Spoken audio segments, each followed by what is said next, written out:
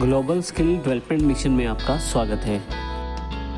और इसी तरह से आपके बिजनेस से जो चीज बाहर जा रही है वो क्रेडिट होनी चाहिए। Credit what goes out. देखिए, हमने यहाँ रियल अकाउंट्स में परचेज डेबिट टू कैश कर दिया है, क्योंकि परचेज किया है, हमारे पास कुछ सामान आएगा, गुड्स आएंगी, तो वो डेबिट हुआ है। और परचेज के बदले हमने पे किया है कुछ कैश के रूप में, क्योंकि कैश के रूप में पे किया है तो वो अकाउंट क्रेडिट होगा, क्योंकि कैश हमने किसी को दी है। इसी तरह से रियल अकाउंट्स का ये बेसिक रूल है, डेबिट जो भी आपके पास आ रहा है और क्रेडिट जो भी आपके पास से जा रहा है। दूसरा जो हमारे पास टाइप का अकाउंट्स है वो है पर्सनल अकाउंट्स। इसका जो थंब रूल है वो डेबिट द रिसीवर और credit the giver. Debit the receiver का अर्थ है कि वो व्यक्ति जो कुछ प्राप्त करता है उसका अकाउंट पर्सनल अकाउंट्स के इस थंब रूल के अंतर्गत डेबिट किया जाता है, और जो व्यक्ति देता है उसका अकाउंट पर्सनल अकाउंट्स के थंब रूल के अंतर्गत क्रेडिट किया जाता है। जैसे हमारे पास दो एग्जांपल यहाँ उपलब्ध हैं। सबसे पहले राम डेबिट टू कैश, क्योंकि राम को कैश मिली है इसलिए राम का अकाउंट डेबिट हुआ है। और जो नीचे वाला अकाउंट है कैश डेबिट टू श्याम, जिसमें श्याम को पैसे देने पड़े हैं, क्योंकि श्याम ने पैसे दिए हैं, उसके पास से पैसे गए हैं, तो उसका अकाउंट पर्सनल अकाउंट्स के नियम के अनुसार से क्रेडिट होना चाहिए। तो हमने राम का अकाउंट यहाँ डेबिट देखा है और श्याम का अकाउंट क्रेडिट देखा है। तीसरे प्रकार के जो हमारे पास अकाउंट्स उपलब्ध हैं वो है नॉमिनल अकाउंट्स। जितने भी खर्चे होते हैं वो सब डेबिट किए जाते हैं, जितने भी लॉसेस होते हैं वो भी सब डेबिट किए जाते हैं।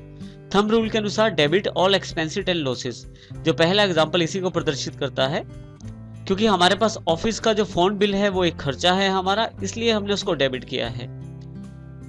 और दूसरा जो रूल है यहाँ पे credit all incomes and gains. अगर आपको कोई इनकम या कोई प्राप्ति होती है तो वो हमारे पास नॉमिनल अकाउंट के थंब रूल के अनुसार हमारी इनकम है और वो क्रेडिट होनी चाहिए। जैसे दूसरे एग्जांपल में यदि आप देखें तो bank out debit to commission.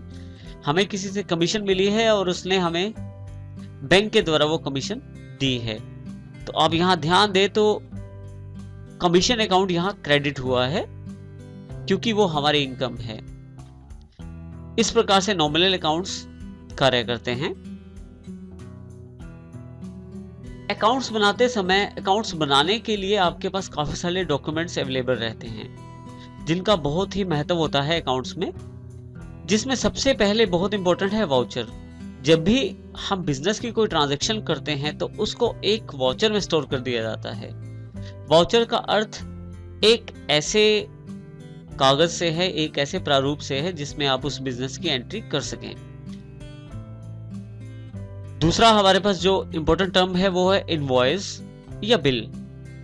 जब भी हम किसी को कोई माल बेचें या किसी से कोई माल खरीदें तो उसकी एवज में हम सबूत के तौर पे एक बिल या एक इनवॉइस प्राप्त करते हैं। इसी तरह से तीसरा जो हमारे पास डॉक्यूमेंट है वो है रिसीप्ट। जब भी हम किसी से कोई पैसा लेते हैं तो बदले में उसको एक रसीद देते हैं जो ये प्रदर्शित करता है कि हमने उस कस्टमर से पैसा लिया है। हमारे पास जितने भी ऑब्जेक्ट हमारे बिजनेस के साथ जुड़े होते हैं, हर एक का हमें अकाउंट बना के रखना पड़ता है ताकि हम उसकी जानकारी समय पड़ने पर हम उसको कर पाएं। इस तरह के हर एक अकाउंट को एक लेजर के द्वारा बनाया जाता है, जिसमें हर एक ऑब्जेक्ट के लिए अलग से लेजर तैयार किया जाता है। जैसे कैश के लिए अलग से लेजर, बैंक की ट्रांजैक्शन को ध्यान रखने के लिए अलग से लेजर।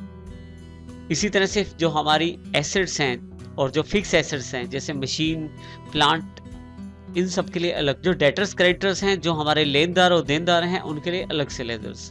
तो हर एक ऑब्जेक्ट के लिए एक लेजर बनाई जाती है जिससे हम उनका लेखा जोखा रख सकते हैं। इसी तरह से बिजनेस में एक कैश बुक संभाल के रखी जाती है, जिसके द्वारा हम सभी कैश ट्रांजैक्शन का लेखा जोखा उसमें कर सकते हैं, जिसके द्वारा ये ध्यान दिया जाता है कि हमारे पास कितना कैश है और हमें कितना किस चीज पे खर्च करना पड़ा है। और उसके अतिरिक्त प्रतिदिन के आधार पे भी ये डिटेल रखी जा सकती है, जिसमें हर रोज सुबह से लेकर शाम तक के सभी कैश ट्रांजैक्शन का लेखा जोखा मिलता है। नेक्स्ट जो टर्म है वो है बुक्स कीपिंग से रिलेटेड। हम जब भी कोई अकाउंट्स बनाते हैं, जब भी हम अकाउंट्स मेंटेन करते हैं, तो उनके सभी रिकॉर्ड्स को संभालने के लिए हम कुछ बुक्स का इस्तेमाल करते हैं।